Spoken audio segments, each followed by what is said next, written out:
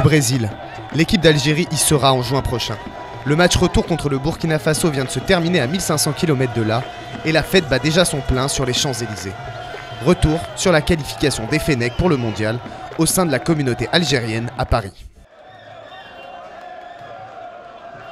Le coup d'envoi du match sera donné dans plus d'une heure à Blida. Pourtant, en France, les supporters algériens célèbrent déjà leur héros. Dans le quartier de Barbès règne une ambiance de fête, comme si le destin de l'équipe d'Algérie était écrit.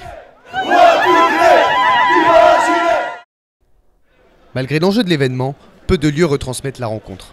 Au Central, à Clichy, des habitants du quartier se sont donné rendez-vous. Il y a 3 semaines, la salle était déjà pleine pour le match aller. L'Algérie s'était inclinée 3-2. Une victoire algérienne est devenue indispensable pour espérer s'envoler pour le Brésil en juin prochain. Un scénario que semblent déjà imaginer certains. On dit Inch'Allah on va gagner minimum 1-0. Moi je dirais 1-0.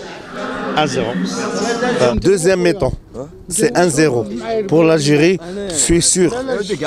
L'Algérie qui gagne. C'est parti au stade Moustapha Katcher à Blida. L'enthousiasme affiché par les supporters avant la rencontre laisse rapidement place au doute. Les joueurs algériens manquent de se faire surprendre dès la 2e minute de jeu par un but burkinabé, finalement refusé pour hors-jeu. La suite de la première mi-temps est une histoire de maladresse et d'agressivité. Slimani rate l'immanquable à la 21e minute de jeu. Juste avant la pause, le burkinabé Charles Caboret est lui victime d'un tacle assassin de Majid Bouguera. Le capitaine algérien échappe pourtant au carton rouge. Au retour des vestiaires, c'est lui, comme un symbole, qui délivre tout un peuple. La tête, la déversion, la main, le but, non, oui, c'est dedans, Majid Bouguera.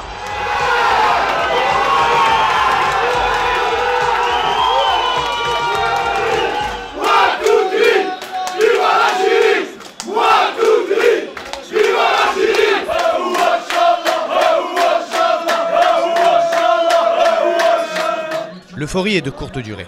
L'ouverture du score n'a rien changé à la physionomie de la rencontre. Les Fennecs n'arrivent pas à s'affranchir de l'enjeu du match. Dans le bar, chacun attend fébrilement le coup de sifflet final. Dernière grosse frayeur sur un corner burkinabé, la balle vient s'écraser sur le poteau droit de Zemamouche. Mais le gardien algérien peut se saisir de la balle et dégage le plus loin possible. Un petit souci sur ce chronomètre-là qui s'est arrêté et c'est terminé. L'Algérie est qualifiée.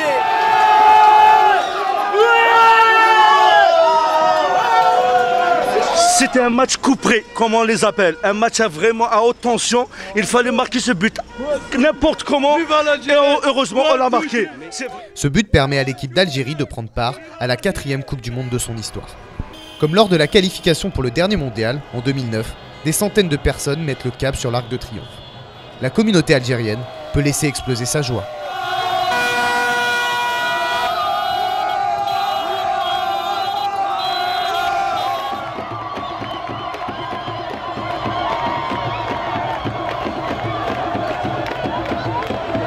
L'équipe de France vient elle aussi d'obtenir son ticket pour le Brésil. La fête devient alors totale et se prolongera jusqu'au bout de la nuit.